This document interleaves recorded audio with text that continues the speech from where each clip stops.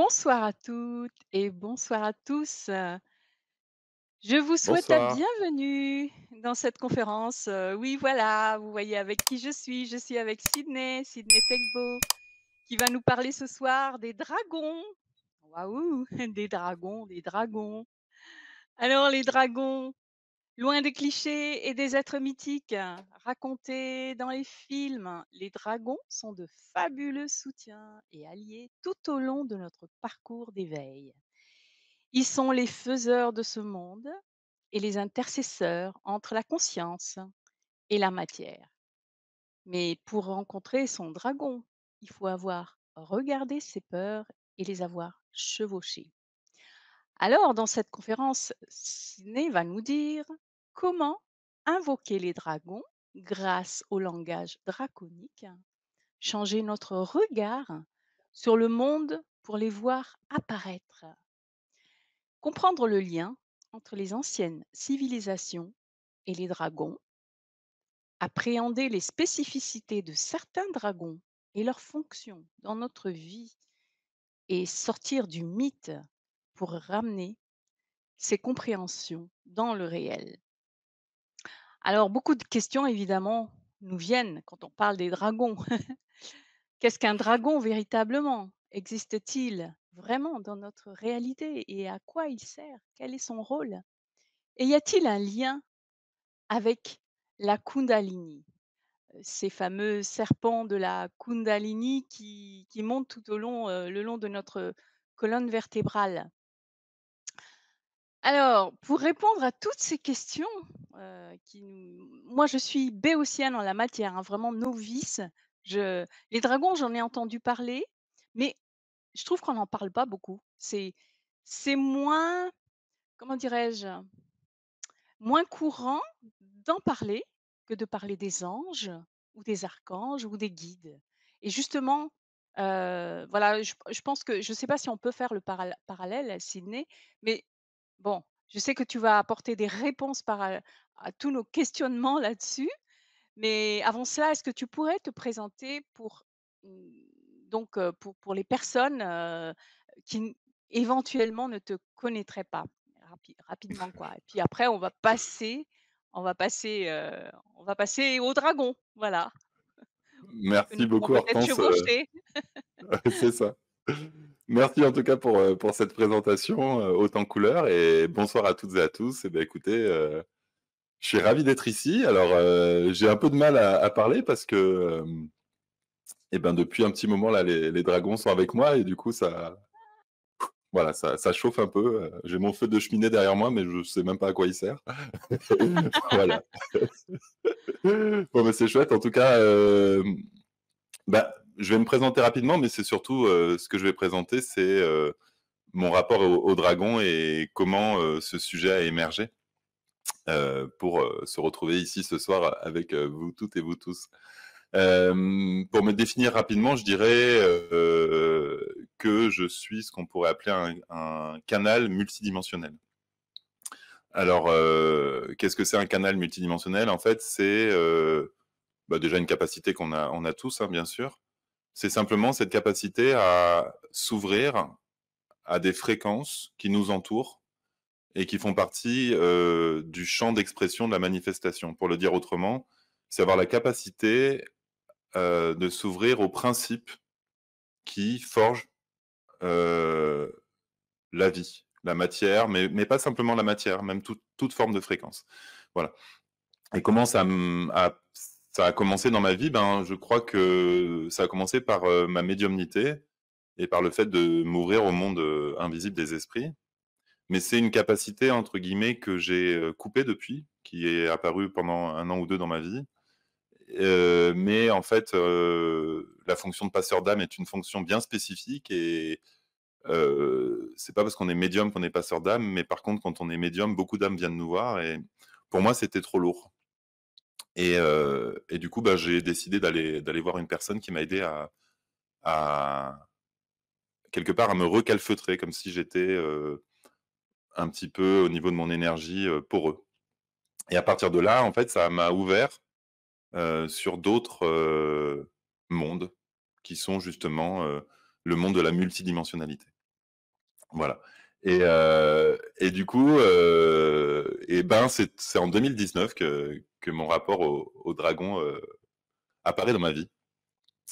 Et la première fois que j'entends parler des dragons, c'est en Bosnie, ce pays qui est en Europe, je dirais, je sais pas, même, on va dire balkanique, mais même pas, je sais pas. Voilà. En tout cas, ben, c'est l'ancienne Yougoslavie, enfin, une partie de l'ancienne Yougoslavie. Et donc, j'étais parti avec ma sœur visiter ces fameuses pyramides de Bosnie, dont on va pas développer ce soir, mais voilà, j'étais parti faire de l'archéologie là-dessus, sur ce site. Et à ce moment-là, en arrivant, les locaux posaient tous la même question. Quelle est la couleur de ton dragon? Je m'étais dit, mais c'est-à-dire, pourquoi vous me dites ça? Et en fait, à chaque fois, ils disaient, non, mais tu verras, il va apparaître, il va apparaître. Voilà. Puis je continuais à naviguer dans mes aventures d'archéologue bénévole dans les pyramides. Et à chaque fois, cette question revenait. Et c'était toujours, quelle est la couleur de ton dragon? Est-ce que tu l'as connecté? Et je me souviens qu'à la fin de mon séjour, j'avais commencé à avoir un premier dragon, mais je ne savais pas si c'était mon mental qui voulait un petit peu me conformer aux mœurs et coutumes locales, ou si c'était vraiment moi qui le voyais, quoi. Donc il est apparu, mais je crois que dans mon souvenir qu'il était rouge, mais je ne sais plus. Voilà, parce que c'était pas encore investi totalement dans mon être. Et c'est ça qui est intéressant, c'est de voir comment on peut, à un moment, faire descendre, enfin descendre, investir, être investi, ou on va dire être habité pleinement par l'énergie de son dragon ou non, ou si ça reste ben, dans l'idée du fantasme et du mental. Et donc c'est, on va dire, 1 an plus tard où je suis lors d'un stage. Je crois que le sujet c'était sur l'intraterre. Et je faisais un stage voilà, sur l'intraterre. Je m'étais inscrit parce que c'est une amie qui animait. Et là, je me connecte aux profondeurs de la Terre, et tout à coup, j'ai un flash, et je m'aperçois que je suis dragonnier. Et dragonnier, donc c'est, on va dire, c'est comme un chevalier pour un cheval. Un dragonnier, c'est un cavalier du dragon, quoi. Et, euh, et là, ça me fait hyper bizarre, parce que au moment où je reçois cette information, je me dis, mais par contre, je suis aussi le dragon. Et je ne suis capable d'être dragonnier que parce que je suis en essence ce dragon. Et je comprends pas comment c'est possible que je sois à la fois le dragon et le dragonnier, et que ça soit la seule possibilité pour moi de, quelque part, de chevaucher ce dragon, c'est de l'être à la fois. Et au moment où j'accepte d'être à la fois le dragon et le dragonnier, je me mets à me relier à un dragon encore plus grand que le premier que j'avais connecté, et qui est immense et tout noir. Et là, bon, je suis un peu embêté parce que ben, dans l'inconscient collectif, se connecter à un dragon noir, c'est un peu la désolation. Voilà, le dragon noir est toujours un petit peu mal perçu, même si on verra que le sens peut évoluer et finalement que c'est bien tout autre chose que ce qu'il y paraît. Et donc je m'aperçois qu'en fait, la seule façon pour moi de m'être connecté à ce dragon noir, c'était en acceptant d'être à la fois dragonnier et un autre dragon. Et donc finalement, c'est comme s'il y avait un petit peu comme ces idées de poupées russes, un enchevêtrement de voilà, de dragonnier, dragon et dragon. Et je me souviens qu'à ce moment-là, je l'explique à mon amie qui animait le stage, et elle me dit, mais t'as lu ma canalisation sur le sujet parce que tu répètes exactement ce que j'avais écrit. Je dis non, je savais pas. Et elle me dit, mais c'est exactement ça que j'ai vu aussi. Du coup, je suis encore plus scotché, et je me dis, bon, je vais naviguer avec ça. Et 1 an ou 2 plus tard, je me retrouve en Polynésie, et notamment aux Marquises. Et d'ailleurs, mes premières conférences avec l'académie étaient depuis les Marquises. Et là, je suis connecté à l'ancienne civilisation de la Lémurie. Et là encore, je me connecte à des espaces de grottes et de lieux souterrains, toujours avec le cœur, toujours en projection de conscience dans la Terre. Et là, de nouveau, je me retrouve confronté au dragon, mais encore d'une autre manière. C'est-à-dire d'autres formes de dragons, mais surtout une autre compréhension des dragons, et surtout des civilisations liées aux dragons. Et c'est un petit peu ce que je vais vous partager maintenant, c'est ces compréhensions que j'ai reçues à ce moment-là et qui ont un petit peu transformé ma vision. Et c'est un sujet un peu glissant, les dragons, parce que je crois que c'est un peu comme les anges ou d'autres sujets. C'est des sujets où beaucoup de gens ont un point de vue très fermé parce que une expérience. Et en fait, il n'y a pas de vérité au-delà de l'expérience. Finalement, c'est l'expérience qui conditionne notre vision et donc notre expérience est toujours vraie. Et c'est là où c'est difficile un petit peu dans l'approche de la spiritualité, c'est que on confronte des expériences. C'est l'idée du 6 et du 9, j'en ai déjà parlé plusieurs fois. Moi, je vois un 6, toi, tu vois un 9, on confronte nos expériences. Tous les deux, on a raison. Et finalement, est-ce que c'est un 6, est-ce que c'est un 9? C'est impossible de trancher. Et c'est ça qui est compliqué parce que j'ai beaucoup hésité à traiter ce sujet, notamment par le fait que ma vision, à l'heure actuelle, dans l'état de mes compréhensions, était un petit peu différente de ce qui se dit sur le sujet. Et j'ai longtemps hésité à traiter les choses de cette manière parce que je me suis dit, je risque de dérouter certaines personnes qui ont une idée déjà arrêtée sur ce qu'est un dragon et sur la manière de les connecter et d'accéder à l'énergie. Et en même temps, en avançant dans les préparations pour aujourd'hui, j'ai senti que l'énergie draconique me soutenait comme s'il y avait une nécessité de réactualiser le rapport et les compréhensions qu'ont les humains des dragons. Un petit peu comme si finalement, même si on accède à une part de la compréhension, on reste quelque part dans une compréhension qui est humanisée des choses et non pas du point de vue de ces consciences multidimensionnelles très évoluées et très élevées. Et donc c'est toujours la question de, quand on cherche à rendre des principes accessibles à l'homme et surtout à l'intellect et au mental, et de rentrer ces principes dans des cases qui nous rassurent, qui nous font un petit frisson, mais qui nous permettent quand même de dormir la nuit, on a tendance souvent à galvauder les principes et à les réduire, et donc à les rendre des fois, certaines fois, faux. Et je sais que c'est un sujet qui était à la mode il y a quelques années et qui a et beaucoup été lié à la géobiologie.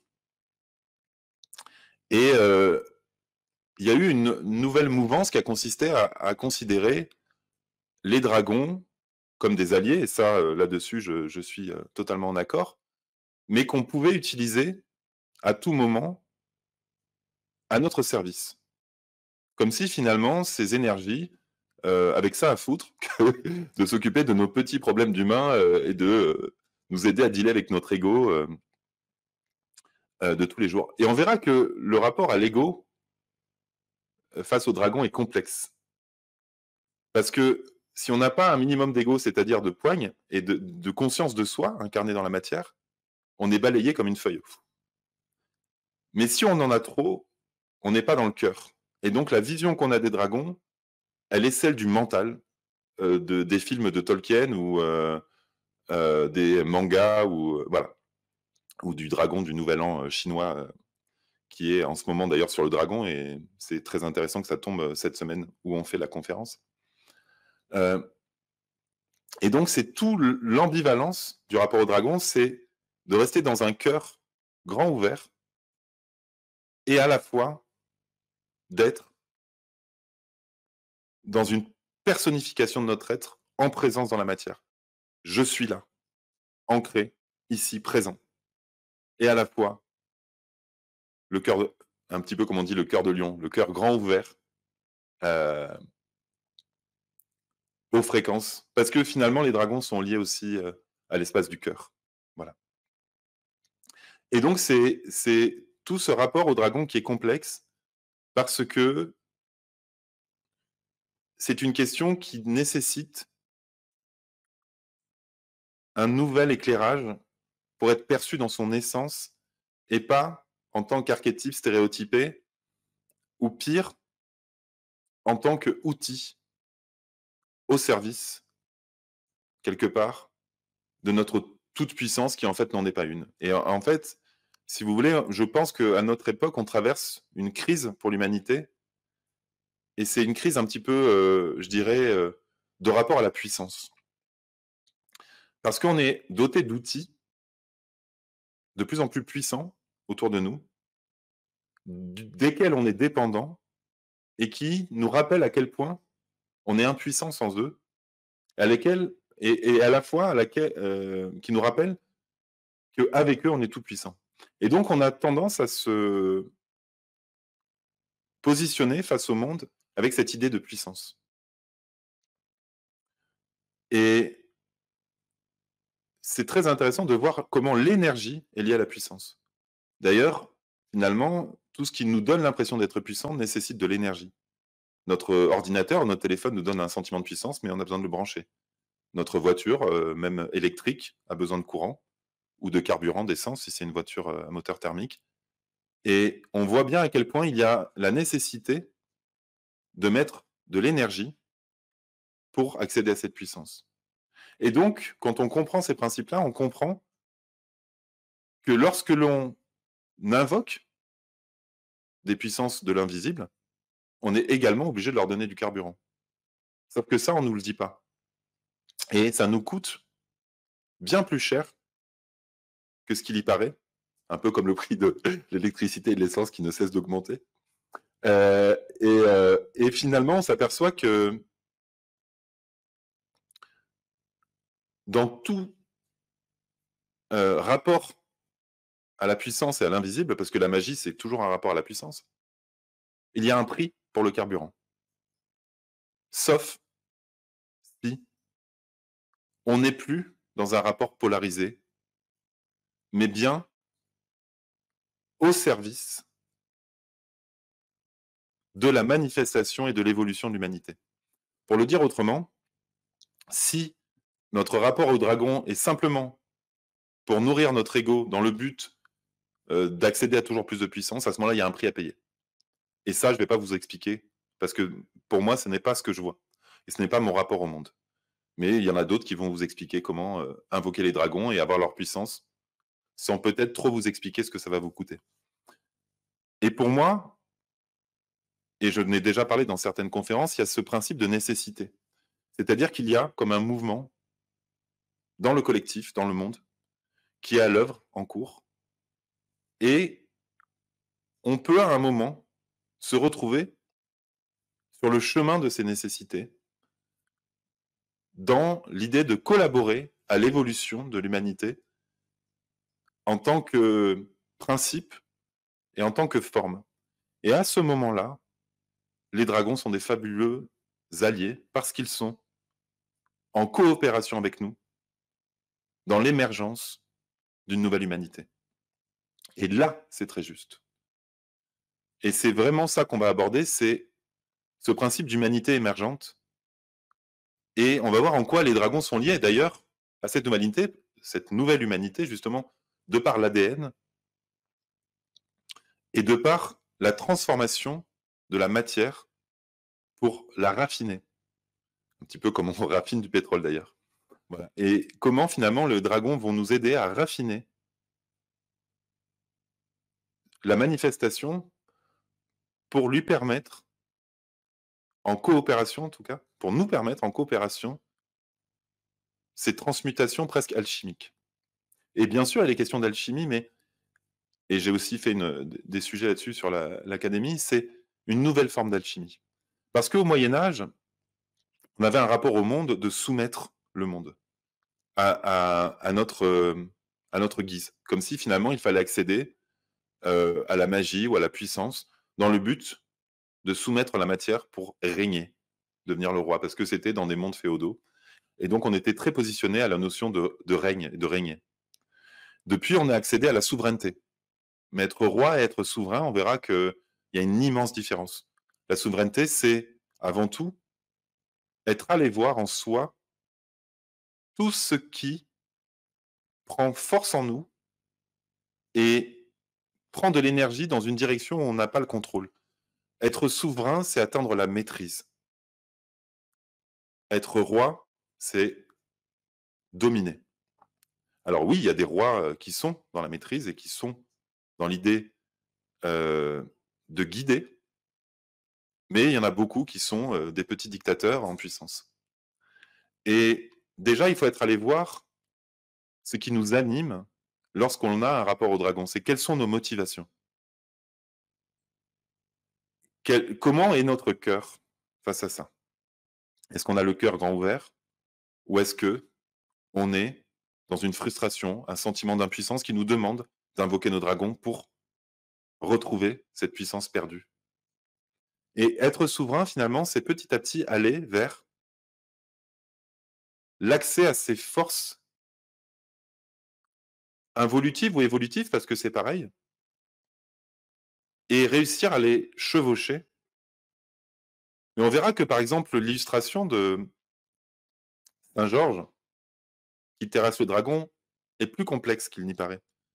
Alors la première approche, c'est de dire, par exemple, Saint-Georges veut tuer le dragon parce que le dragon, c'est toutes ses forces involutives. Et on va voir en fait que finalement, terrasser le dragon, c'est terrasser ses peurs, ses pensées limitantes, et bien d'autres choses. Et quand on commence à creuser cette question, on s'aperçoit que l'approche de Saint-Georges qui terrasse le dragon est bien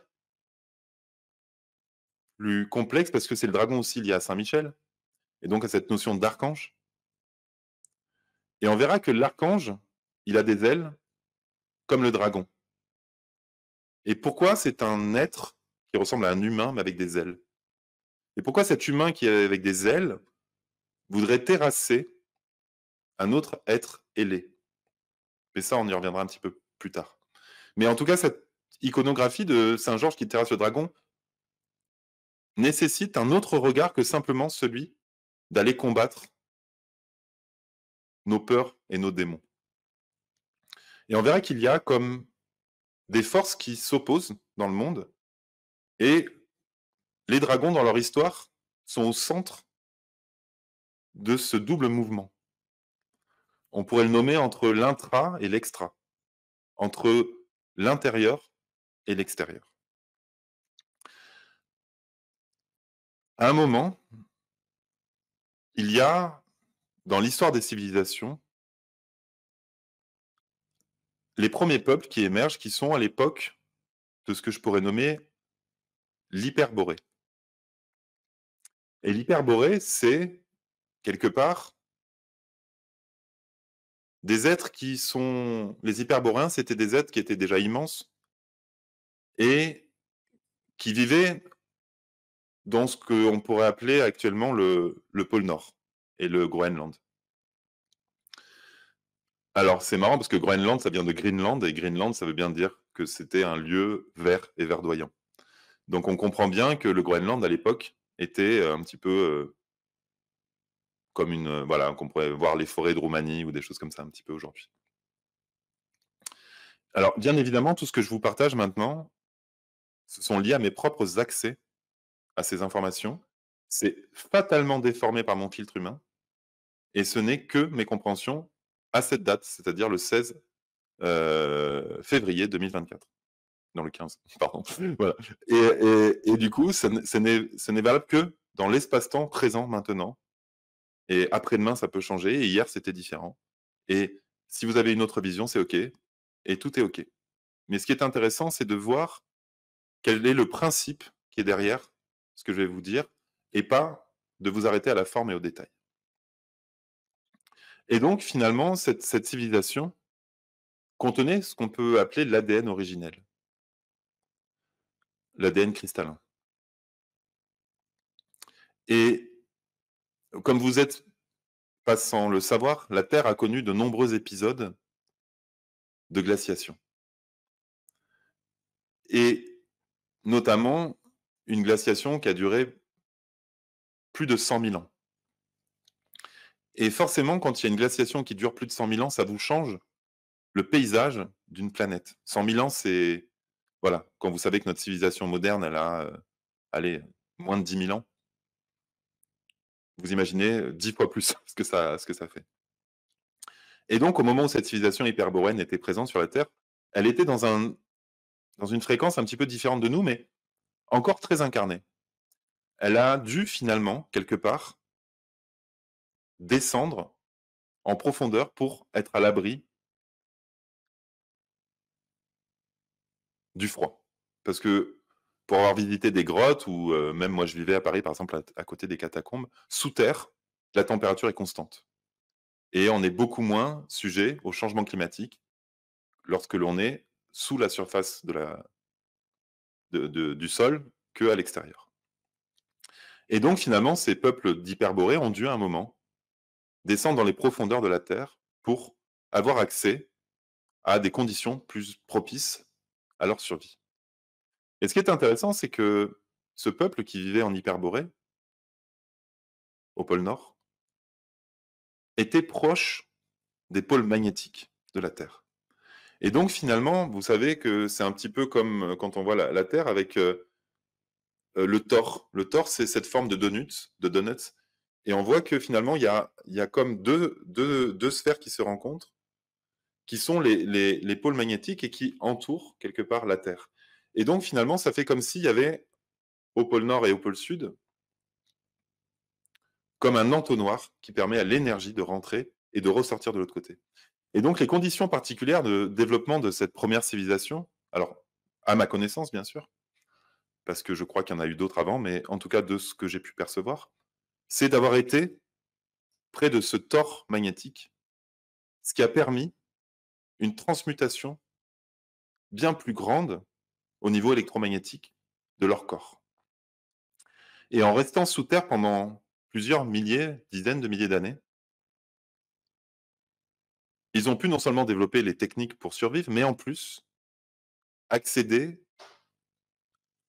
à des états de conscience beaucoup plus élevés, des états de conscience qui leur ont permis de percevoir ce que, à l'époque, ils ne pouvaient pas voir, c'est-à-dire au-delà de la manifestation.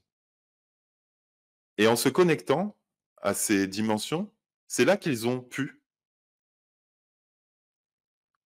accéder aux dragons qui étaient en fait des énergies restées présentes sous terre. Les dragons sont des consciences qui participent à l'insémination des planètes, à la vie. Et ils ont ce rôle de transformateur et, comme je disais, de raffiner la matière pour la rendre de plus en plus fine, complexe, subtile. Et donc ces fameux dragons auxquels ils ont pu accéder de par l'intra-terre, l'intérieur de la Terre, ont pu leur transmettre petit à petit des compréhensions et des connaissances. Et donc il y a eu comme ça des dizaines de milliers d'années de transmission entre les hyperboréens et ces consciences de l'intérieur de la Terre, ces dragons. Et les hyperboréens se sont mis à accéder à des niveaux de dimension de plus en plus grands. Ce qui est intéressant, c'est un petit peu comme le magicien du chapeau. Quand on est à l'abri de la lumière, on accède à un monde quantique. C'est-à-dire, on accède à l'espace qui précède la manifestation. Et ces hyperboréens ont pu accéder ainsi au principe sous-jacent antérieur à la forme. Et ce qui est intéressant, c'est que les dragons étant des consciences multidimensionnelles, parce qu'elles agissent sur la transformation de la matière, ces consciences, il est possible de connecter aux dragons dans plein de formes et plein de dimensions. Et c'est pour ça que c'est complexe comme aborder ce sujet, parce que selon la dimension à laquelle vous connectez au dragon, vous verrez un 6 ou un 9. Et les hyperboréens ont pu connecter à l'essence même des dragons dans leur dimension la plus élevée. De ce que j'en comprends, les dimensions, au jour d'aujourd'hui, moi j'en compte 13, mais surtout 12 principales. Et les hyperboréens ont pu accéder pratiquement à la 12e dimension des dragons, et donc de la manifestation. Et lorsque l'on accède à cette essence-là, dans ces dimensions-là, on s'aperçoit que c'est comme si on accède tellement en profondeur aux choses et à la matière que les transformations et l'impact que ça a est colossal. Et lorsque on accède au dragon depuis la 3D, les changements qui s'opèrent dans la matière sont infinitésimales. Et donc, il y a eu cette période de glaciation qui a duré avec les hyperboréens qui étaient en contact avec toutes les dimensions de la manifestation et à la connaissance au-delà des mondes. Puis, cette glaciation s'est terminée. Et je ne parle pas de la dernière, mais c'est quelque part de l'avant-dernière. Et à ce moment-là, ils se sont mis à sortir pour retourner dans le monde. Et qu'est-ce qui s'est passé lorsqu'ils sont sortis et qu'ils sont retournés dans le monde? Ils se sont retrouvés confrontés à la lumière du soleil. Alors, il a fallu, bien sûr, qu'il y ait des certains nombres de générations, de mutations, pour pouvoir supporter cette lumière. Mais une fois qu'ils ont pu supporter la lumière, quelque chose est apparu qui est finalement de nouveau l'ego. Parce que ce qui est intéressant, c'est que lorsque l'on est dans le noir le plus total, il y a notre propre lumière qui émerge. Mais lorsque l'on est confronté à la lumière extérieure du soleil, on rentre dans quelque chose qui est de l'ordre du regard de soi sur soi. On se met à se voir. Et à ce moment-là, il y a eu comme une scission, c'est-à-dire il y a une part de l'humanité qui s'est mise à vouloir briller. Et ce qui a fait naître de nouvelles civilisations basées sur l'idée de l'extérieur plutôt que de l'intérieur. Et donc, il y a eu vraiment séparation avec une part de la civilisation qui s'est dit, ben, nous, on va rester à l'intérieur de la Terre et on va aller au fond. Et une autre qui s'est dit, ben, nous, on veut être à la surface et accéder à tous les principes par l'extérieur. Alors finalement, c'est deux chemins qui se rejoignent, mais ça a fait une grosse différence. Et cette grosse différence, ça a fait que ces hyperboréens qui avaient réussi à connecter à des dimensions très élevées dans l'être et dans les dragons, se sont mis à faire la même chose, mais au niveau des consciences, je dirais, extraterrestres, en dehors de la Terre. Et de là a émergé une autre civilisation qui est connue sous le nom de Atlante, mais on pourrait lui donner un autre nom, qui s'est mis à construire des pyramides, qui s'est mis à construire un certain nombre de technologies dans le but d'accéder à la multidimensionnalité, mais par la forme, par la géométrie, par l'énergie électromagnétique. Alors que finalement, c'est comme si ces hyperboréens étaient restés plutôt dans le monde quantique, et eux sont allés plutôt dans la force électromagnétique. Et à ce moment-là, il y a eu comme scission de l'humanité avec deux principes qui est de connecter à la forme par l'extérieur, et donc par ce qui est en dehors de la Terre, et une autre courant de l'humanité qui a accédé par l'intérieur des choses.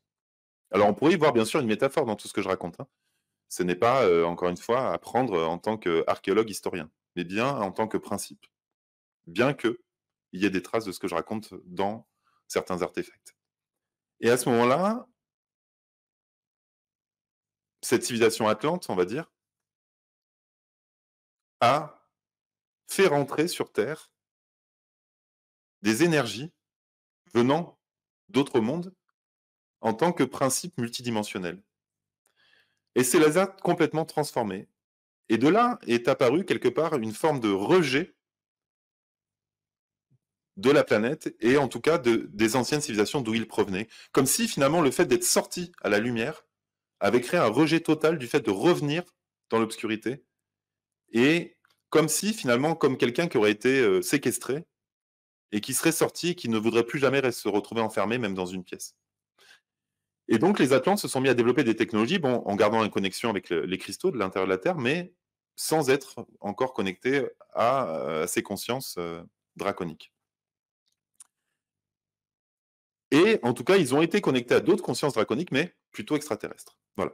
Et de là, une guerre a émergé. Parce que finalement, une part des hyperboréens qui sont devenus ce qu'on a appelé derrière les Muriens, sont restés, eux, connectés avec l'intérieur. Et on va dire, se sont pas développés au niveau technologique. Sont restés dans une conscience intériorisée des choses. Et à ce moment-là, il y a eu une grosse guerre qui a éclaté où il y a eu des forces en présence colossales sur la Terre. Parce que les humains avaient accédé par la multidimensionnalité, à des énergies extrêmement puissantes. Et de cette guerre, entre finalement, on va dire, les deux civilisations qui sont l'Atlantide et la Lémurie, il a été décidé, à la fin de cette guerre, qui, je pense, a été gagnée par les Lémuriens, de ce que j'en perçois, de désactiver toutes ces technologies sur la Terre et de les mettre sous terre. Et finalement, ces anciens hyperboréens, lémuriens, ont décidé de retourner à l'intérieur de la Terre et de ne plus en sortir, parce qu'ils ont vu quelque part qu'en allant à la surface, ils se retrouvaient toujours confrontés à ces problématiques égotiques auxquelles nous devons nous dealer en tant qu'êtres de la surface. Et ce qui est très intéressant, c'est que ils ont quand même gardé quelques Atlantes avec eux, ceux qui avaient évolué suffisamment pour comprendre. Notamment, il y a certains personnages atlantes qu'on retrouve dans l'histoire, comme Thoth, Hermès. Et donc, à ce moment-là, le peu de civilisation atlante et, on va dire, lémurienne qui voulait rester à la surface, qui a survécu, s'est retrouvé à la préhistoire. Parce que finalement, ils se sont retrouvés dans des vestiges de technologie, mais désactivés, et dans un monde, finalement, où ils se sont repris encore d'autres périodes de glaciation, mais plus courtes. Et donc, ils ont gardé en eux le souvenir, pour certains, de ces dragons comme un fléau, et pour d'autres, comme une bénédiction. Et donc, on a vu après pourquoi, sur la surface du globe, la vision des dragons a été bien modifiée, bien transformée. Et petit à petit, ce qui était à la base une conscience multidimensionnelle s'est réduit, petit à petit, et l'humain s'est retrouvé persuadé d'être coupé de tous ces principes qui pourtant étaient réels, et s'est retrouvé petit à petit, finalement, seul face à lui-même. Et donc, on connaît un petit peu la suite, où il y a l'émergence de nouvelles civilisations petit à petit, mais qui se retrouvent dans des vestiges d'anciennes civilisations dont ils ne comprennent pas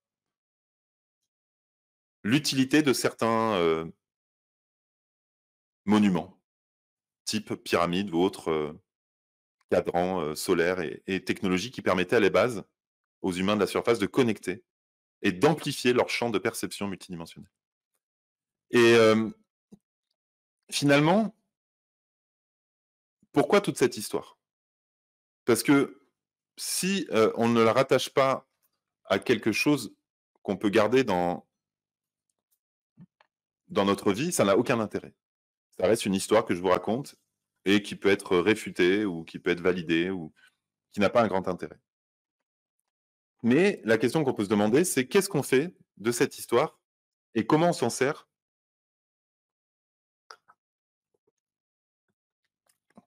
pour notre incarnation? Déjà, moi, j'adore aller dans les grottes et ceux qui me connaissent le savent. Et ce que j'ai pu remarquer, c'est que dans les grottes, à l'abri de la lumière, je suis connecté à mon essence la plus profonde. Et je ne suis plus en représentation, je suis à l'intérieur de moi et à l'intérieur des choses. Ce qu'on comprend aussi, c'est qu'il y a l'idée, dans certains mythes et légendes, de vouloir toucher le ciel et se connecter à plus grand que soi. On comprend aussi un petit peu plus cette idée d'archange, mais ça, je vous l'expliquerai plus tard, en atelier. Et on comprend cette confrontation entre l'intérieur et l'extérieur, qui est finalement aussi une métaphore de la machine du monde et de ce qui nous fait fonctionner. Sans l'extérieur, il n'y a pas cette conférence ce soir. Mais sans l'intérieur, il n'y a pas cette conférence ce soir. Et on s'aperçoit que, pareil, cette notion d'ego, d'être, ego sum, je suis. Et finalement, oui, les dragons sont associés aux gardiens de ce trésor, mais qui est quelque part le trésor des technologies atlantes, mais aussi les gardiens des dimensions. Et si on comprend que les dragons sont les intercesseurs entre les dimensions et les mondes, et les gardiens, on comprend aussi qu'il y a une forme de méfiance quant à l'homme, parce que ils ont eu l'expérience des humains qui se sont un petit peu retournés contre eux. Et il n'y a pas de question judéo-chrétienne derrière de morale ou de c'est bien ou c'est mal, mais plutôt de comprendre que les dragons de l'intérieur de la Terre sont présents dans toute la matière. Ils ont permis, encore une fois, comme je vous ai dit, de raffiner la Terre pour la rendre de plus en plus complexe et subtile. Et contrairement à l'idée reçue, qui est de voir des dragons immenses, et quand je rentrais, quand je suis reparti de mon voyage en Bosnie, je les voyais sur des montagnes faire plusieurs centaines de mètres. Mais depuis, j'ai pu accéder à une autre forme de dragon, microscopique. Parce qu'on peut retrouver les dragons à la taille d'un atome. Et c'est ça qui est intéressant, c'est de voir que finalement, lorsque l'on comprend le principe du dragon dans l'infiniment petit, c'est-à-dire dans l'essence de la matière, alors on peut comprendre comment leur présence agit sur la transformation de la matière et du monde.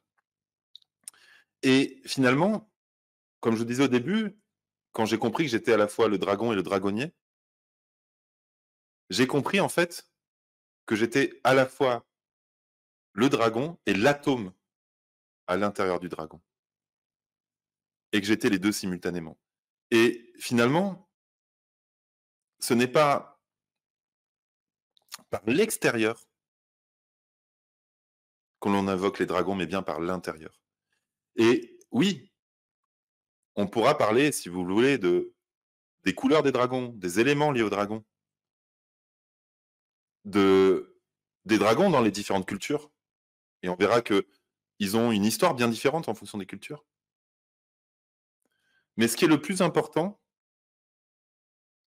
c'est de comprendre la notion du cœur. C'est-à-dire que finalement, c'est au cœur de la Terre que se trouve l'essence des dragons. Et c'est au cœur de nos cellules que se trouve aussi l'essence des dragons.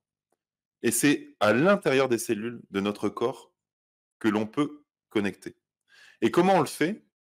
Aussi grâce au son, grâce aux fréquences et à certaines fréquences très particulières.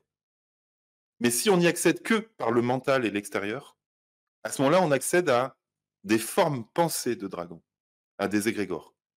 Et ça, c'est pas ce que je vais vous transmettre. Parce que moi, je me refuse à faire ça, et ceux qui me connaissent le savent. Euh, le piège, sur un sujet comme celui-ci, c'est d'y accéder par l'ego à la forme pensée, à l'égrégore. Et à ce moment-là, c'est de la magie. Et à ce moment-là, il y a un prix à payer. Et ce n'est pas ça, encore une fois, que je vais vous transmettre. Ce que je vais vous transmettre, c'est comment accéder, quelque part,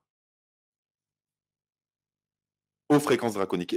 Et en deuxième partie, là, je vais répondre un peu aux questions, mais en deuxième partie, je vais vous ouvrir ces fréquences pour vous faire accéder à ça. Je ne vais pas simplement que en parler, je vais vous faire une démonstration pour que vous compreniez un petit peu ce principe et cette essence. Mais là, je vais un petit peu répondre aux questions, sinon ça va être un peu trop long, voilà, sans interaction avec les gens. Mais ben voilà, j'écoute s'il y a des... Enfin, j'écoute, je lis plutôt s'il y a des questions. Hortense, n'hésite pas. Oui, je vais remonter un peu parce que j'ai vu quelques questions effectivement. Alors, on va déjà, commencer par celles qui sont là en bas. Anthony Sevestre, ça me fait penser au film Histoire sans fin avec le dragon. Il vit à travers lui afin d'être un jeune homme ou devenir, adulte fort et héroïque. Mais est-ce une fiction humaine avec l'enfant intérieur? Il y a aussi l'idée que le dragon est lié à l'immortalité. Et c'est marrant parce que il y a dans plusieurs civilisations, il y a déjà Quetzalcoatl, chez les Aztèques, je crois. Il y a l'Ouroboros aussi, chez les Grecs. Et il y a la notion d'ADN dans le dragon. Et donc c'est intéressant parce que, bien sûr, je rentrerai plus en détail, mais là, on essaie de faire court sur cette idée de l'ADN. Parce que ce que vous comprenez dans l'histoire que je vous raconte, c'est l'idée de cet ADN originel des hyperboréens qui, petit à petit, a dû se réduire pour accéder. Alors, bien sûr, je ne suis pas rentré dans tous les détails parce qu'il y a beaucoup de transformations chez l'homme, Mais en tout cas, il y avait cet ADN originel et le dragon était lié à cet ADN originel. Et il y a eu un moment une perte de cet ADN originel. Et c'est pas pour rien qu'on voit ce double serpent, cette double hélice, qui est l'énergie de la Kundalini, mais qui est aussi l'énergie de vie. Et cette énergie de vie, c'est aussi l'énergie presque, on pourrait le dire, d'immortalité, même si je ne suis pas en train de vous parler du fait que, avec mon atelier, vous allez atteindre l'immortalité, mais en tout cas, je ne suis pas non plus voilà, vendeur de tapis, mais en tout cas, voilà. OK, merci Sydney et voilà, une, question, de Christian ou plutôt c'est une, ouais, si, si, si. Alors, au-delà du mythe, les dragons ne seraient-ils pas des projections de conscience, jusqu'à la forme d'une ancienne création et qui sont toujours présentes, forme pensée, dans la conscience absolue? Tu en as parlé un peu tout à l'heure. C'est ça qui est intéressant, c'est toujours la rencontre des deux. C'est-à-dire que finalement, il y a l'idée qu'on s'en fait et ce que je vous disais, c'est-à-dire c'est la manière dont on les manifeste dans la 3D, c'est-à-dire quand on les dessine, il y a toujours ce parallèle, de toute façon, avec les reptiles, les dinosaures, qu'est-ce qui a inspiré? Et il y a toujours le principe qui est antérieur à la forme. Mais on donne toujours une forme en fonction de ce qu'on est capable de comprendre, selon notre culture. Si on est des hindous, ou si on est des chinois, si on est des africains, ou si on est des russes, la manière dont on va les dessiner, dont on va donner une forme, va dépendre de notre culture. Mais ce qui est intéressant avec les dragons, c'est que malgré tout, quelle que soit la culture, il y a une forme reptilienne, draconique, qui est commune. Et Mmh. du coup, on comprend que malgré tout, il y a un principe imprégné dans la matière. C'est-à-dire que finalement, même une énergie multidimensionnelle qui serait très loin de notre dimension a une empreinte dans la manifestation dont on peut en percevoir les traits lorsque l'on est ouvert, un petit peu comme un enfant qui va voir le monde au-delà de la forme, qui va voir, je sais pas moi, les lutins, les fées, les elfes. Mmh. Et donc on s'aperçoit qu'il y a bien une imprégnation dans notre, en tout cas, dimension intermédiaire, qui n'est pas forcément dans la matière, mais en tout cas, il y a bien une imprégnation de cette forme. Et donc, en effet, il y a la rencontre des deux. Et en effet, Christian, je suis d'accord avec toi, c'est-à-dire que d'un côté, il y a l'égrégore, et de l'autre, et c'est ça qui est compliqué, en fait. Et ça, je vais un petit peu détailler parce que c'est important. C'est-à-dire que c'est un petit peu comme l'archange. Il y a le principe originel et qui donne une forme. Et donc, si on part du principe et qu'on connecte au principe, et qu'on a déjà connecté au principe, alors on peut connecter à ce principe par la forme. Mais si on n'a jamais connecté au principe et qu'on connecte par la forme, c'est pas parce que vous voyez un ange que vous comprenez l'essence. C'est pas parce que vous voyez un dragon que vous comprenez l'essence. Par contre, vous pouvez percevoir l'essence sans avoir la forme. Mais vous ne pouvez pas percevoir par la forme l'essence. Et c'est là où ça devient un égrégore. C'est quand on tente de recréer l'essence depuis la forme.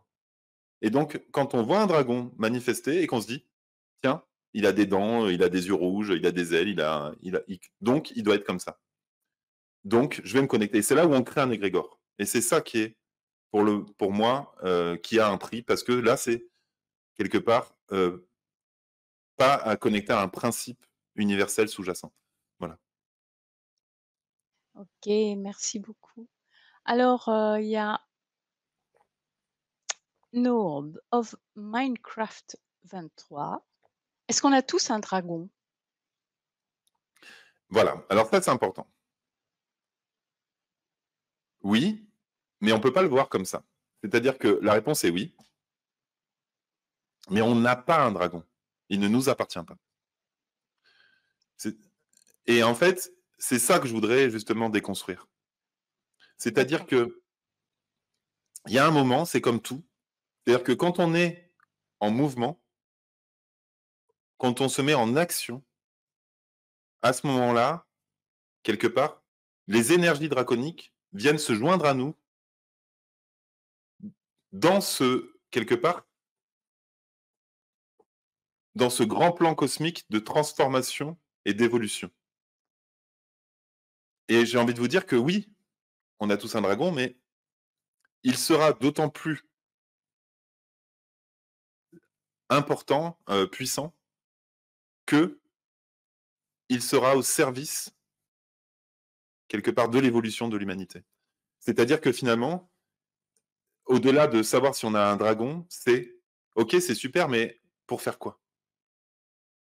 Quel est le parce que si c'est juste pour dire: «J'ai un dragon», oui, on pourra le connecter, mais on risque de connecter plus à l'égrégore qu'à la vraie essence.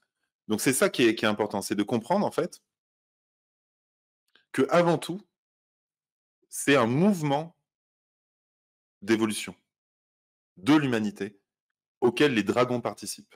Et donc finalement, c'est un petit peu quelles sont les actions que l'on fait au quotidien qui sont qui co-créent quelque part cette évolution euh, du collectif. Voilà. D'accord, c'est clair. Merci beaucoup. Alors, là, c'est une question, en fait, c'est marqué Académie Nouvelle Vie, mais c'est Christian Tabario qui demande, «À travers l'énergie des dragons, ne serait-ce pas l'expérience de nos propres réseaux énergétiques?» Et des réseaux énergétiques de la Terre. C'est pour ça que les dragons sont apparus beaucoup auprès des géobiologues. Parce que finalement, on s'aperçoit qu'il y a un lien entre les lignes telluriques et nos propres énergies. Ce qu'on appelle je pense que c'est les nadis, mais je ne suis pas sûr. Voilà. C'est-à-dire Oui. que, en fait, il y a tout ce réseau, et donc finalement, on s'aperçoit que ces réseaux d'énergie sont aussi des ponts. C'est là où c'est intéressant parce que euh, euh, les, les, les dragons étant des êtres multidimensionnels, en passant par ces réseaux, par ces lignes, les lines et les autres réseaux énergétiques, les lignes telluriques, c'est des endroits où il y a, quelque part, comme un effondrement des dimensions qui leur permettent plus facilement de passer d'un plan à l'autre. Et donc c'est pour ça qu'on les voit beaucoup à ces endroits-là, parce que c'est comme un petit peu des formes d'autoroute pour eux qui leur permettent de passer entre les dimensions plus simplement. Voilà, et de nous apparaître, c'est-à-dire qu'il y a plus d'énergie concentrée à ces endroits-là, ce qui leur permet d'être plus visibles à nos. Enfin, c'est plutôt ça nous permet à nous de mieux les voir, parce que leur énergie, elle est illimitée. OK. Merci beaucoup. Alors, il y a Aurore qui dit, «C'est passionnant. Merci Sydney, je vous découvre ce soir». Merci, Aurore. Et moi, je découvre, enfin, je découvre pas vraiment les dragons, mais j'en ai entendu parler, mais pas aussi, je suis pas allée aussi en profondeur comme tu l'expliques là, quoi. Là, moi aussi, je te remercie. C'est vraiment passionnant, passionnant. Moi, j'étais, comment dirais-je? Hypnotisée par tes paroles. Non, mais en plus, il y a une histoire. De la façon dont tu le racontes, en plus, il y a cette histoire-là des hyperboréens, des Atlantes. En fait, on connaît un peu tout ça, mais c'est très flou, c'est un peu dispersé, quoi, dans nos têtes. Et Donc j'ai dû faire un résumé de résumé de résumé, parce eh qu'en ben, fait, c'était très bien. Ouais, ça prend. c'était En fait, super. du coup, j'ai fait un peu de raccourcis, mais en fait, il y a des choses que j'ai un peu raccourcies, je regrette, après coup, mais ça nécessite 10 heures, en fait, de vous raconter cette histoire, et je peux pas Mmh. le faire en une demi-heure, quoi. Mm. Ah bah, oui, c'est clair. Alors, il y a S. Grèche, la définition du gré il a, n'a alors je sais pas si c'est il ou elle, n'a pas encore compris, ce qu'est un dragon. Au-delà du mythe, en fait, c'est là le Oui, j'ai truc, compris. justement, tu disais justement, c'est parce qu'on se représente ce mythe-là, comme on voit dans les films, dans les mangas et cetera. Donc on a du mal à revenir à autre chose, en fait. Donc je comprends Oui, très bien ce qu'elle dit. oui, Ouais. oui. Il y a la matière, c'est-à-dire comme le haut de l'iceberg. Et finalement, ce qui est intéressant, c'est que, voilà, je vais voir, je suis avec mon dragon d'ailleurs, voilà, c'était D'accord. mon cadeau d'anniversaire. Et donc, ou de Noël, je sais plus. Comme les deux sont à côté, c'est pareil. Et du coup, la forme, telle qu'on le voit, par exemple, voilà, on voit un enfant. Un enfant, il naît, il est là, voilà. Et il a ses yeux à sa place, à leur place, ses cheveux, ses mains, voilà. Et en fait, tout cela nous paraît normal. L'enfant naît et il est fonctionnel. Et il mange de la nourriture, et puis après, il avance, et tout va bien. Et toute la vie nous paraît fonctionnelle, nous paraît simple, c'est-à-dire qu'on est entouré de choses qui nous paraissent normales. Mais il n'y a rien de normal dans le fait que quand on met de l'eau et du soleil sur une graine, ça devient un arbre. Il n'y a rien de normal dans le fait qu'un spermatozoïde et une ovule donnent un être aussi complexe que nous, ou un œuf donne un poulet. Voilà. Et donc, on s'aperçoit qu'il y a le monde tel qu'on le voit maintenant, et il y a, à la base, des planètes avec, quelque part, des énormes morceaux de cailloux en lave, en flammes, qui deviennent en fait quelque part une planète. Et de cette planète, on a, nous, quelques milliards d'années plus tard. Et là, on comprend pas. Si on comprend, bah, c'est que on n'a pas compris. Et si on comprend pas, bah, c'est qu'au moins on est honnête. Euh... et si vous voulez, il n'y a rien de naturel dans tout ça. Il n'y a rien de normal. Et donc, on comprend bien qu'il y a un champ d'information autour de tout ça, et que ce champ d'information guide la matière, mais il n'y a pas accès. C'est ça qui est intéressant. C'est-à-dire que, par exemple,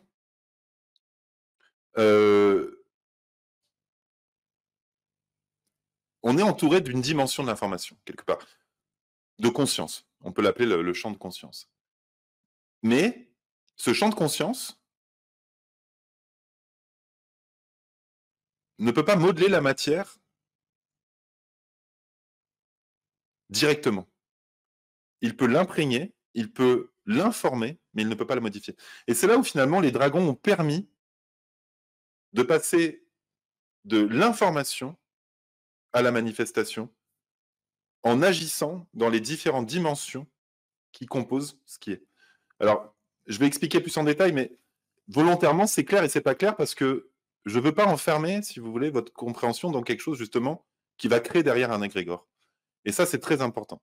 Donc, quelque part, ils sont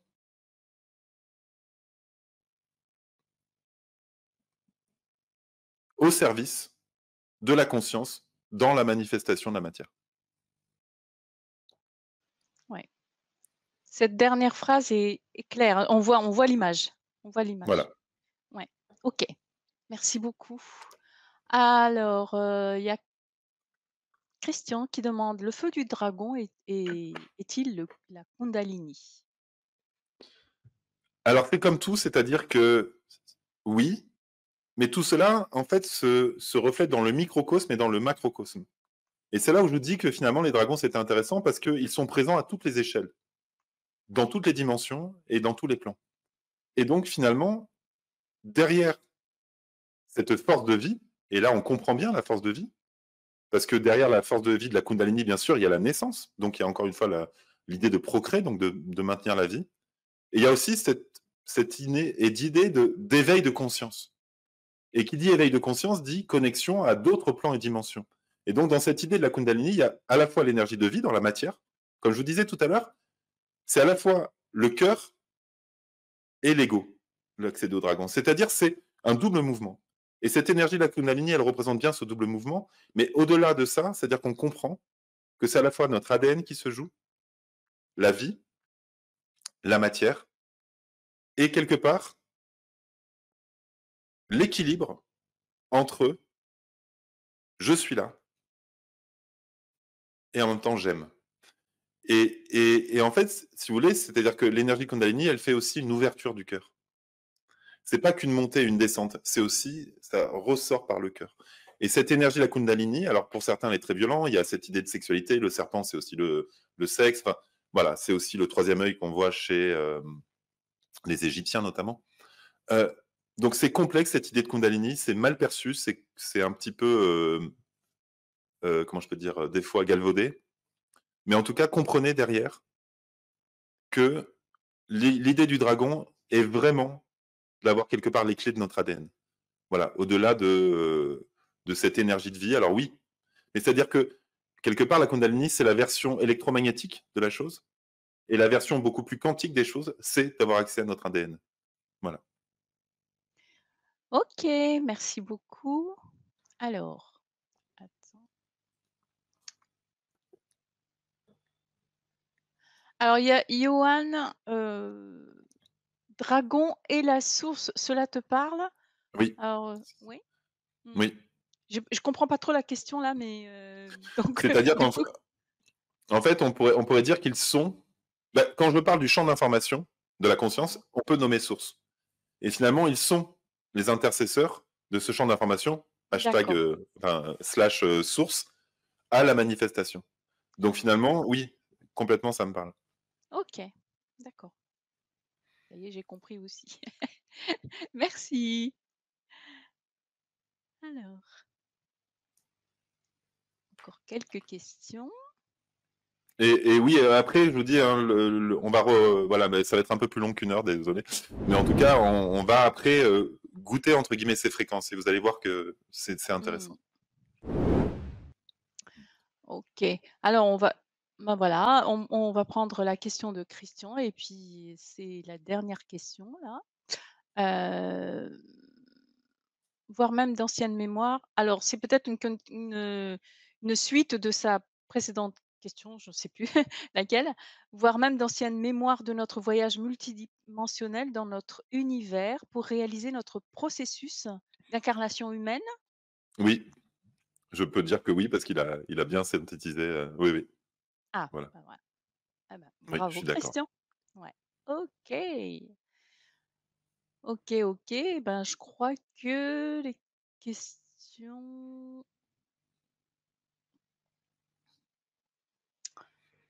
hem, ah oui. Alors il y a Sherkan qui dit, «Je réédite ma question Sydney. C'est apostrophe. Penses-tu que Ouais. c'est nous qui recherchons notre dragon ou que c'est nos dragons qui nous recherchent? Et pour toi, est-il mieux que ce soit eux qui nous recherchent?» Merci, merci Sharkan pour ta question. C'est toujours un double mouvement et c'est ça qui est intéressant, c'est-à-dire que les deux sont vrais. Mais pour que les deux soient vrais, en fait, c'est plus facile pour nous de le chercher que de voir qu'on est au service. C'est-à-dire que c'est toujours pareil. On est capable d'être au service que quand on cherche quelque chose. Euh, c'est un petit peu, par exemple, moi, ce soir, je suis à la fois dans ma quête et à la fois, quelque part, en lâcher prise.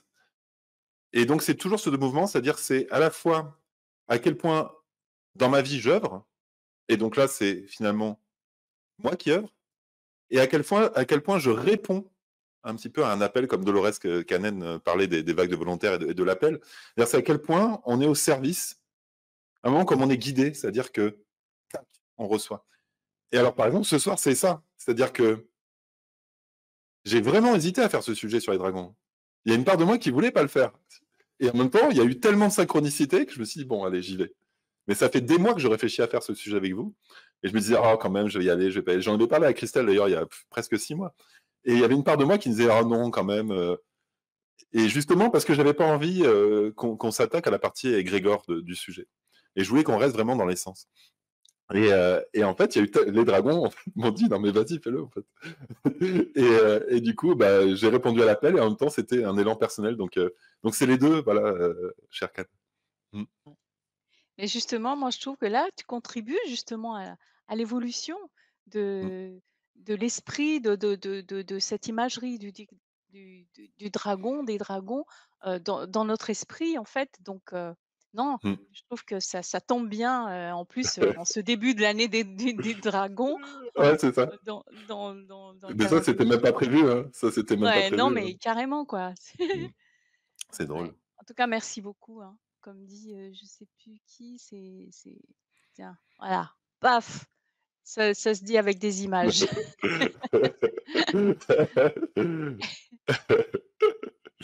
Voilà. D'ailleurs, Égal activité année du dragon. Voilà, donc voilà, c'est des ouais, bonnes synchronicités. Il fallait vraiment qu'on t'entende sur ce sujet voilà. aujourd'hui, quoi. Mais Ouais. l'illustration de Johan avec l'être qui ouvre son cœur, c'est vraiment le parfait pour se connecter à ses consciences. Enfin, voilà. Donc, alors, est-ce qu'il y a encore? Ah bah oui, il y a encore des questions, hein. Mmh. Heu, alors là, c'est qui? Comment savoir si nous sommes assez élevés énergétiquement pour avoir accès à ces informations et à trouver notre dragon? Alors, c'est pareil, cette question, elle est, dans l'idée de la puissance et je reformulerai cette question en disant: «Comment savoir si nous avons assez ouvert notre cœur pour être un petit peu comme dans cette pureté d'âme?» C'est-à-dire que finalement, c'est un peu quand on a abandonné tout espoir, quand on a renoncé, que le chemin de l'initié s'ouvre devant lui. Et il y a vraiment ce principe-là, c'est-à-dire que on ne sera jamais assez élevé spirituellement ou énergétiquement. Donc c'est comme un combat perdu d'avance, parce que c'est polarisé tout ça. Par contre, lorsque l'on ne désire, lorsque quelque part nos désirs ne sont plus des entraves au bon fonctionnement du monde et que nos désirs s'imbriquent et s'intriquent dans les désirs du monde quelque part. C'est-à-dire que quand on est en phase avec la création, l'harmonie, enfin voilà, c'est-à-dire que pour moi la question elle est dans l'harmonie, dans l'harmonie et le fait de trouver cet équilibre, cette justesse. Et quand on est dans cette justesse, il n'y a plus besoin d'énergie. C'est fluide en fait. Ouais. Voilà. C'est une forme d'alignement, quoi, en fait, De de syntonie presque. Ouais, ouais, c'est exactement. ouais. Ouais. Mmh mh. OK. OK. Alors, ah, Jocelyne, que représente recevoir un œuf de dragon? C'est un petit peu comme une fiche de poste. C'est-à-dire que un petit peu, c'est comme si on vous disait, voilà, tu es un... Moi, quand j'ai commencé, j'étais un peu vexé parce que je me suis demandé un jour si j'étais un pilier, quelque part un pilier de la conscience.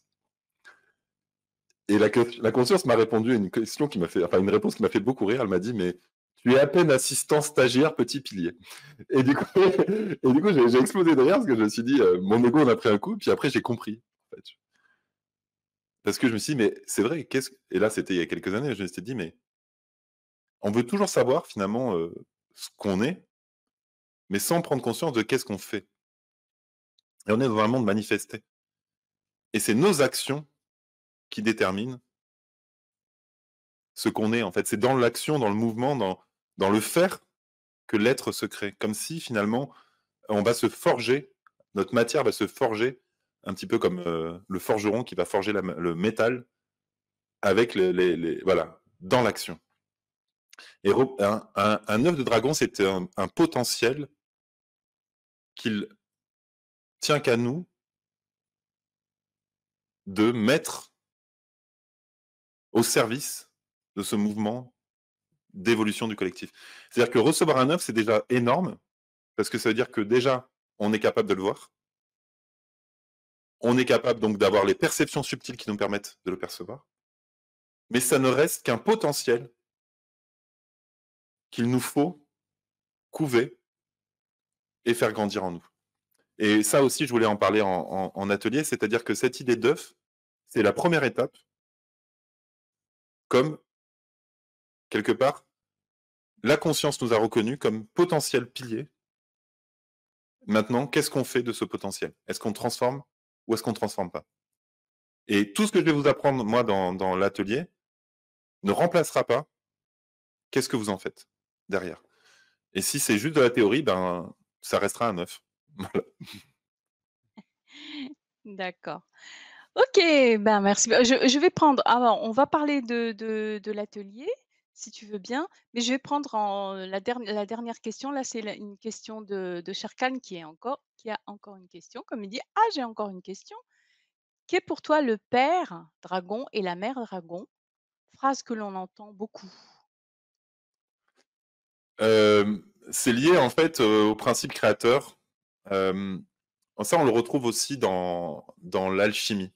C'est-à-dire qu'on voit qu'il y a des forces qui s'opposent et qui font tourner le monde. Et c'est des principes. C'est-à-dire que, comme on le voit dans l'alchimie, c'est le soufre et le mercure qui se rencontrent, mais qui sont irréconciliables, sauf si il y a un moment, on rajoute le sel, qui est la calcination, comme par hasard le dragon crache du feu, et qui va permettre à ces forces irréconciliables d'accéder à la manifestation dans la matière. Donc finalement, c'est des principes qui se rencontrent et qui, en s'assemblant, créent la forme. Voilà. OK, donc j'ai mis dans le chat. Dans le chat, vous avez le lien, hein, pour, vous inscrire à l'atelier donc de Sydney qui se passera le vendredi 23 février à 20 h. Et donc, ben, je te laisse à nouveau la parole, Sydney, pour nous dire qu'est-ce qu'on voit, dans cet atelier? Qu'est-ce que tu vas nous dire ou Alors, nous faire faire dans cet atelier? en fait, euh, bon, on va reprendre un peu plus en profondeur certains principes. Je pense qu'il va être un peu long et que vous aurez besoin peut-être de le regarder en deux fois, en tout cas de le couper en deux, mais on va aller vraiment plus en profondeur parce que, voilà, moi je voulais faire un atelier, mais un atelier vraiment, comme on dit, deep, voilà, profond et puissant. Euh, Déjà, on va apprendre à avoir un nouveau regard sur ces énergies, c'est-à-dire qu'on va repartir d'une feuille blanche. Volontairement, j'ai parlé des dragons, mais pas comme beaucoup de gens espéraient que j'en parle, parce que justement, on ne peut pas percevoir l'essence des dragons si on repart depuis la forme. Et donc, on va déjà repartir, on va quelque part d'abord commencer par déconstruire toutes les croyances qu'on a vis-à-vis des dragons pour en percevoir l'essence. Si on n'en perçoit pas l'essence, c'est un égrégore. Et si on part depuis un égrégore, il y a un prix à payer. Voilà. Et donc, la première erreur, c'est de considérer qu'ils sont à notre service. C'est de considérer qu'ils vont nous rendre plus puissants que ce que nous sommes déjà. Et c'est de considérer quelque part qu'ils nous définissent aussi. Parce que lorsque l'on voit, par exemple, nos dragons d'une certaine couleur, on pourrait être amené à penser, à ce moment-là, que c'est une indication du dragon lui-même. Alors qu'en fait, on va s'apercevoir que c'est non. En fait, il n'est que question de nous à l'intérieur. Donc, quand on perçoit des dragons d'une certaine couleur, ça nous donne des indications sur ces aspects de nous qu'il reste encore à alchimiser. Donc la couleur du dragon, ça c'est un truc que je vais vous apprendre aussi après en atelier, c'est que la couleur du dragon nous montre comment réaligner en nous des choses pour accéder au principe au-delà de la forme. C'est-à-dire que lorsque l'on voit un dragon de vert ou rouge ou or, on comprend par ça ce qui nécessite en nous d'être rectifié. Et c'est rectifié au sens alchimique. D'ailleurs, il y a cette phrase, un vitriol, j'en ai déjà parlé, visite l'intérieur de la terre et en rectifiant, tu trouveras la pierre cachée. Alors c'est en latin, là je vous l'ai dit en français. Et il y a cette idée de rectification pour créer cet état de phase en nous, d'harmonie, pour ensuite être dans le principe même de la manifestation. C'est-à-dire que tant que l'on voit l'extérieur, on est dans la forme. Et donc, c'est trop tard. Parce que depuis la forme, on ne modifie pas la forme depuis la forme. On est au service de cette modification quand on capte le principe antérieure à la forme. Et donc ça, c'est important. Donc ça va être déjà les premières choses. Ensuite, on va voir comment permettre à un œuf de dragon d'éclore. Et qu'est-ce que ça veut vraiment dire? Toujours dans ce principe alchimique. Parce que finalement, c'est un petit peu toujours lié à l'alchimie. Alors, j'ai fait tout un module sur l'alchimie que vous pouvez retrouver, mais vous verrez que, bon, c'est en lien, bien sûr, mais c'est pas que ça. C'est-à-dire qu'on comprend que c'est cet œuf philosophal derrière qui est. Et en fait, tout ça, c'est des principes que les alchimistes ont très, très bien compris. Et c'est aussi derrière la clé aussi, quelque part, de la supraconscience. Et donc, en fait, cet atelier sur les dragons est aussi quelque part une synthèse, mais sur certains points, bien sûr, plus avancés, de ce que j'ai transmis avec l'académie depuis un an et demi. Et donc, on va voir qu'il y a des principes, quelque part, derrière les dragons de la supraconscience, de l'alchimie, et, quelque part, même du langage draconique et du langage de lumière. Voilà, donc il y a tout ça qui va être en lien. Et donc, l'idée, ça va être de comprendre comment accéder à cet espace, voilà, duquel on peut se relier pour ensuite, ah, en harmonie, être dans la manifestation. Et quand on est dans cette harmonie de manifestation, à ce moment-là, on verra que c'est d'autres dragons qui apparaissent, mais qu'ils ne sont pas ceux qu'on a vus au départ, qui étaient là pour nous renseigner, et non pas comme une fin en soi. Et ça, c'est des choses qui sont hyper importantes à comprendre. Voilà. OK, merci beaucoup. Alors, chers amis, hop, je remets dans le chat le lien. Si vous souhaitez, suivre, hein, vous allez l'atelier donc, c'est le 23 février à 20 h, l'atelier de Sydney. Vous cliquez sur ce lien pour, avoir toutes les informations sur l'atelier complémentaires et puis aussi vous enregistrer. Pour les personnes qui vont regarder le replay de cette conférence, que moi je vais revoir aussi parce que franchement c'est très dense, hein, ce que tu nous as transmis là. Donc Je me rends pas compte. non mais carrément et tu racontes en plus comme, comme une histoire donc vraiment c'est super, c'est très compréhensible. Quelque chose qui pour moi, en tout cas personnellement, c'était encore, très lointain, les dragons, c'était très lointain et là, il y a quelque chose qui s'ouvre là, sur les dragons. Tout d'un coup, ça m'intéresse. Donc merci beaucoup. Donc je Merci disais donc Hortense. pour les personnes, qui regardent le replay de la conférence, bien sûr, vous trouverez toutes les informations concernant l'atelier de Sydney. Vous pouvez aussi revoir, la conférence bien sûr, mais le lien pour accéder à l'atelier de Sydney sera en dessous dans la description de la vidéo. Voilà, voilà. OK. Alors, très intéressant, merci, voilà, je suis d'accord avec Jocelyne et très fluide, merci beaucoup. C'est vrai, c'est pas un sujet facile à expliquer parce que j comme je disais, en plus, c'est dense, mais tu as réussi l'exercice, Je bravo. danse DANSE, et ce qui est danse, je danse la danse de la Ah densité. danse! Ah oui, oui! Mais voilà, eh ben c'est ça qui est intéressant. Bah, tu vois, je vais enchaîner sur le mot danse. Voilà. Et je vais reprendre un petit peu, voilà, pour pas que ça dure trop longtemps. Si tu es d'accord, sauf s'il y a encore des questions. Bah non, mais je suis dans mon flow, on refera un petit espace de questions après. Euh, cette danse, si vous voulez, quelque part, c'est la danse des particules. Donc là, par exemple, on a cette tête de dragon, donc, qui est à la fois, quelque part, de la matière. Donc là, je crois que c'est de l'agate. C'est un cadeau, donc je ne me souviens plus, mais je crois que c'est de l'agate, ou de l'opale peut-être. Et donc, on a cette tête de dragon. Donc, c'est à la fois la forme et à la fois le principe énergétique qui est derrière. Et à la fois toute la création dans son ensemble. C'est-à-dire que finalement, lorsque je me connecte à ce dragon et que j'ouvre son champ,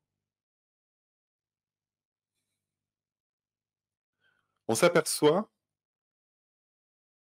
que sa forme en tant que sculpture est intimement liée à son essence, comme un petit peu une onde de forme. Donc ce qu'on comprend, c'est que en tant qu'énergie intercesseur entre la conscience, ou tout à l'heure, comme disait la personne, la source, et cet objet, il n'y a aucune différence. Et c'est ça qui est important de comprendre. Cet objet, c'est la source. C'est un dragon, c'est une pierre, et c'est moi. Et c'est un cadeau, donc c'est en plus de l'amour et du cœur. À travers ce dragon que j'ai dans ma main, si vous en comprenez l'essence maintenant, vous avez tout compris. Et en fait, moi, j'ai, par exemple, dans la matière, ce qu'on pourrait nommer objet de pouvoir. Et comment comprendre un objet de pouvoir?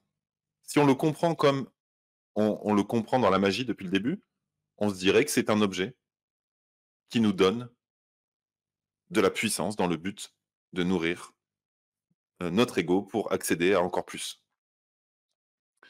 Et si on le comprend dans l'essence, à ce moment-là, on comprend que ce qui est nommé objet de pouvoir est en fait, pourrait être appelé transit, c'est-à-dire objet transitionnel entre l'incré et le cré. C'est-à-dire que finalement, par exemple, moi j'ai une voiture dans laquelle mon dragon est. Alors comment on peut comprendre ça? On se dit, oh, mais ça veut dire quoi? Et je vous assure que tous les gens qui rentrent dans ma voiture disent, oh, il y a ton dragon là. Donc en fait, et des dizaines de personnes l'ont attesté. Et donc c'est intéressant de se dire, ok, donc à la fois, il y a comment on comprend que mon dragon peut être dans ma voiture, et à la fois dans cette pierre, et à la fois être multidimensionnel. C'est-à-dire que c'est comment on comprend que nous sommes dans un monde magique. C'est-à-dire que finalement, la vie elle-même s'exprime dans tout. C'est-à-dire que dans tout cet objet même, voilà, ce verre, quelque part, contient tout le principe de ce que je viens de vous dire. Et alors, non, ce n'est pas mon dragon, ce verre. Et oui, ça, c'est quelque part une des représentations de mon dragon. Et on va comprendre quelle est la différence, si vous voulez. Quelle est la différence entre cette énergie qui contient l'essence de mon dragon et cette énergie qui ne le contient pas, mais qui est quand même de la conscience et qui a été quand même manifestée grâce au dragon. C'est-à-dire que finalement, pour que ce verre émerge, il y a eu besoin de transformer de la matière, de la raffiner. Et cette matière, elle provient, quelque part, de ces consciences multidimensionnelles qui ont permis à l'incré de se créer. Alors, je ne vais pas vous perdre, mais on va dire que là, on est dans le principe même de l'alchimie. Et en fait, la différence entre les deux, c'est que ce dragon permet les sauts quantiques. Et qu'est-ce qu'un saut quantique? C'est quand un électron passe soit d'une molécule à une autre, soit saute au niveau des cercles autour. Voilà. Des orbites. Voilà, des orbites, merci. Fatigue. et du coup même moi je me fatigue, vous imaginez. Et du coup, il y a cette idée que quand on comprend ça, on comprend le principe atomique. Et qu'est-ce qu'un alchimiste, si ce n'est un être qui a compris cette idée de saut quantique? Et un saut quantique, encore une fois, je le répète, il est question d'électrons. Un saut quantique, ce n'est pas simplement tiens, je me suis levé, j'ai eu un déclic. J'ai fait un saut quantique parce que même moi, je le dis tout le temps, en vérité. Mais je le dis à mes amis, oh, ah, j'ai fait un saut quantique. Mais en vérité, non. Un vrai saut quantique, c'est la transmutation. Voilà. Et donc la question, elle est de l'ordre de la transmutation de notre être, de se raffiner nous-mêmes à travers cette compréhension des dragons. Et donc d'accéder ensuite à un principe de manifestation beaucoup plus fluide et harmonieux. Voilà. Donc, ce que je vous propose, en fait, pour terminer un petit peu, euh, et, mais par contre, voilà, je vais ouvrir un espace. Et oui, Excuse-moi, je vais juste, répondre à Galactique qui demande dans quel lieu se trouve, va se faire, l'atelier. Mais c'est en ligne, hein, Galactique, c'est en ligne. Donc vous cliquez sur le lien que j'ai mis, je vais y remettre d'ailleurs. Cliquez sur le lien que je mets dans votre, dans le chat, pardon.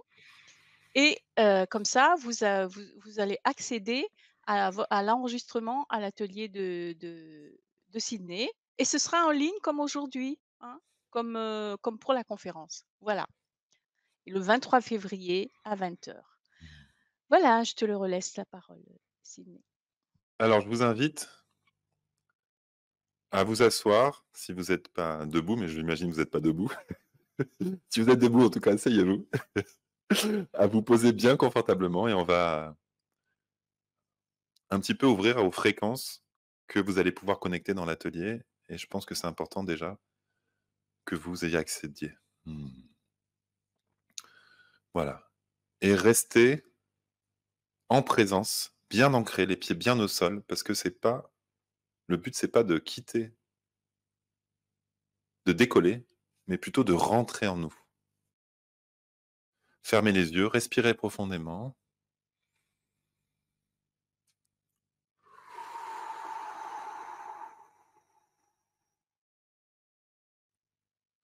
Voilà, si ça libère un petit peu, n'hésitez pas. Pardon.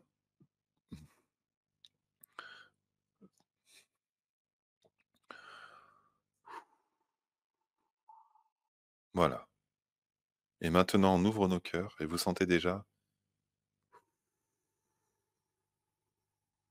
des énergies très fortes qui sont autour de nous.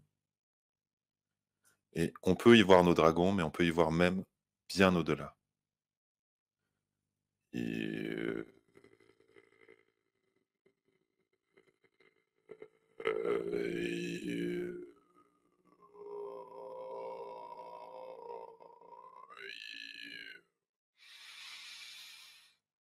Yataya Echemborg, Nechwabebeche, Itachan, Enecheshelowissowek, Hed,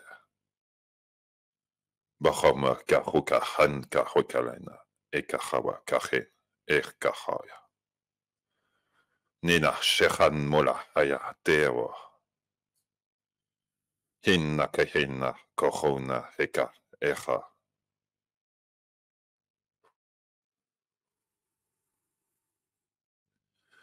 Boroka, Ekeya, Echa, Ekara Kore, Korapahina Hakawa, Echapakaye.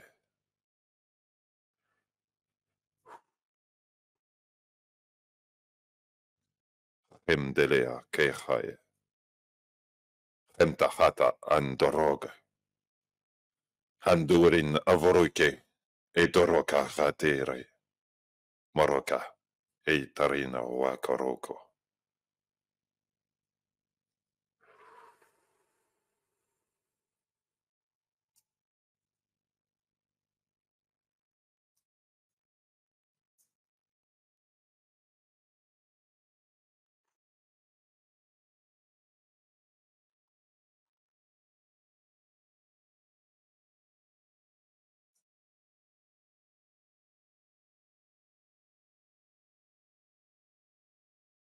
Voilà, je vais redescendre un petit peu.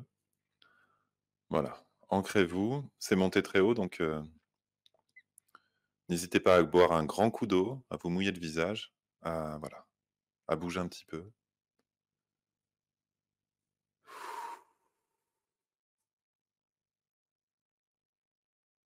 Voilà.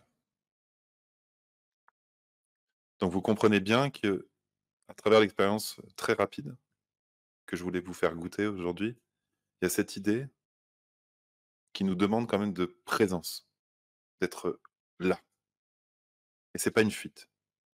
Et la matière se transforme par le feu, par tous les éléments, mais il y a quelque chose de l'ordre de quelque chose de voilà, qui demande,